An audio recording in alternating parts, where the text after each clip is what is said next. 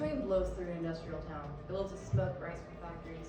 The clash of swords tear its enemies, tear through its enemies, and blood-stained bodies litter a field. A flag raised a victory, a flag fallen in defeat. Some would say something like industrial breakthroughs are wonderful tools for progress, others say it's an affront to nature. Some claim that war and death are only natural. Predators and prey, conquerors and the conquered, conquerors and the conquered are how the world runs. Others say peace is the only end goal, and that war is never justified. But what builds these opinions about our world? And does it influence our actions? In order to determine this, let's take a look at history. Let's go back to the time of Rome. Rome was known as one of the greatest ancient civilizations, and for good reason. Rome spread throughout nearly all of Europe and even some of Africa. And they were known for their great military strength, their political power, and some of their philosophy. They are now known for their great fall. What caused this? Rome as a nation, deriving from their actions, put a great value on strength and power. Rome had a complicated system with an overruling Caesar and a vast military, and they often put power above morals. An example, taking in slaves from places they conquered, and often mistreating their own citizens. This is seen in the power of inflation, the rise of the political figures, and the downgrading of the citizen. And this ultimately led to his great downfall.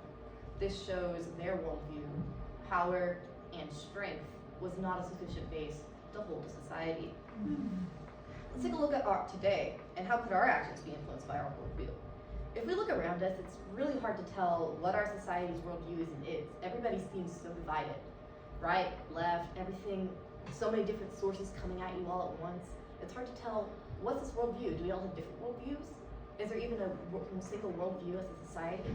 And I would say now that currently, society's worldview is one of two things, either apathy or rage.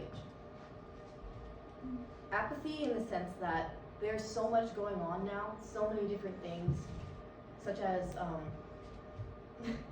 say, let's take a look at the war in Ukraine, the last year with the coronavirus. Let's see, like systemic racism, or so many things that it comes to the point where everything is so overwhelming that, and there's so much warring going on in between yourselves that you can't do much but just sit back and just watch, because you know, I'm not going to have any change over this. I don't think I'm going to be able to do anything. And so you resign to apathy. Rage is part of that spark and that conflict. Rage would be some of the people on the opposing sides. People burning down buildings in riot, people protesting, people going out and trying to save people, making vaccines to stop the coronavirus, people trying to activize for Ukraine and things like that. They'll do that, but nonetheless, is it all worth it? Is it going to change anything? Who makes the ultimate decisions anymore? It's almost like we don't even know. People often look to the government as their solution, but the government is a reflection of society. And you can't just expect that government can solve your problems and still uphold all your civil liberties at once. It's something that just doesn't make sense. People are lost now because people have lost their standards, their morals. People don't have a sufficient base. We are questioning what even the meaning of gender is, what the meaning of just so many things. And, you know, say let's take a look back to the start in the beginning of America. We had a base in God and Christian values. Even if you weren't a Christian, they had unanimously decided that Christian values were the best thing to build a society on. And it worked for a little while. But until people started taking down that base and tearing it down, saying it's unjust, it's unright. And sure, some good things came out of that. At the same time, though, we almost had none of those original values that kind of held us together as a country. And so now we're all just in a state of chaos. And it's only a point of time until something's going to happen where we're all just going to either give the state the power, or we're going to develop a state of anarchy.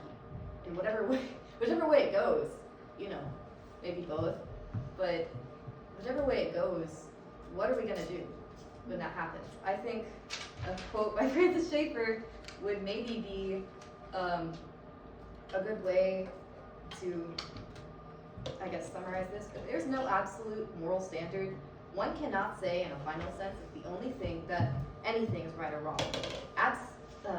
By absolute, we mean that which always applies, that which provides an ultimate standard. There must be an absolute. If there are to be morals, if there is no absolute beyond man's ideas, then there is no judge between groups and individuals whose moral conflicts. Then you are left nothing with merely conflicting ideas. So that's it. Wow.